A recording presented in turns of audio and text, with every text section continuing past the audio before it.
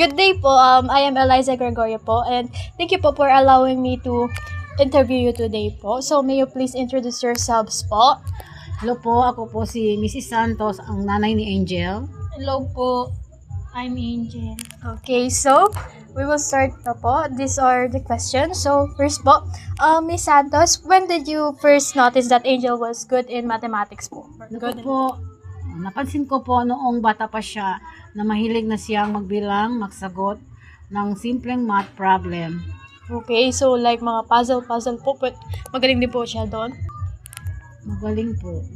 So, what was her reaction whenever she encountered math activities or problem po? Masaya po siya kapag math ang ginagawa niya.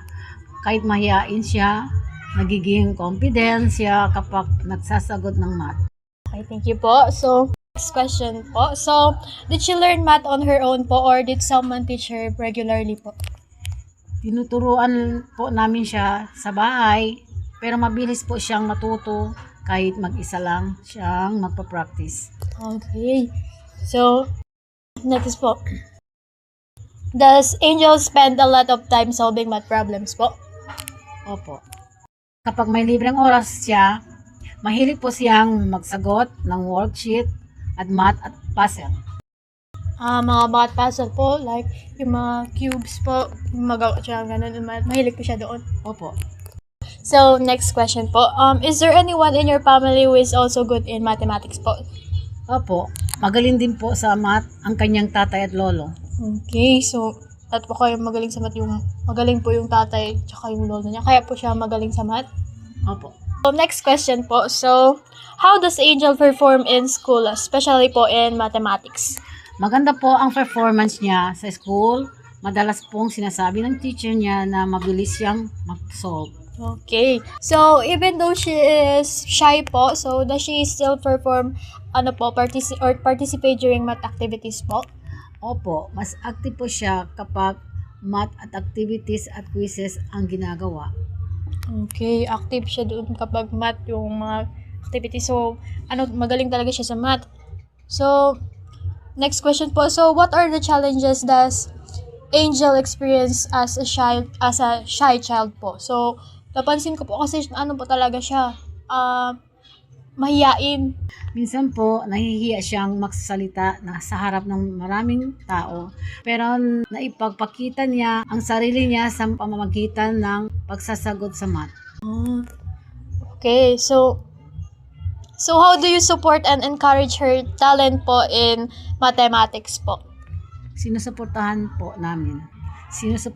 namin siya sa pag-aaral at lagi namin siyang ini-encourage na ipapatuloy ang kanyang talento. Okay. Last question po. So, what are your hopes po for Angel in the future po? Sana po ay maabot niya ang kanyang mga pangarap at magamit niya ang kanyang talento sa magandang paraan. Okay. So, thank you po, ma'am. So, Angel, would it be okay po if I ask a few math questions po? Yes po, So, Angel, what is 25 times 12 po? 300. Wow, correct po. So, what is the square root of 144? 12. Wow. Next question po, if a train travels 60 kilometers per hour, how far will it travel in 3 hours? 180.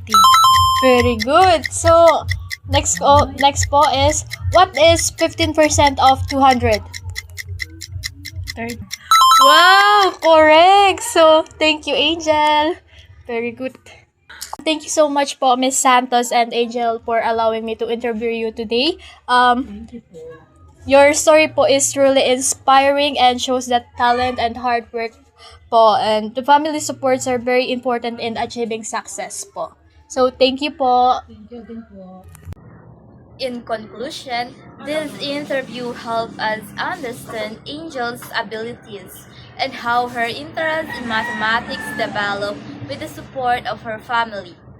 Angel can be considered a gifted child in mathematics because she learned quickly, solve problems and independently, and demonstrates strong mathematical thinking at a young age, even with a minimal guidance.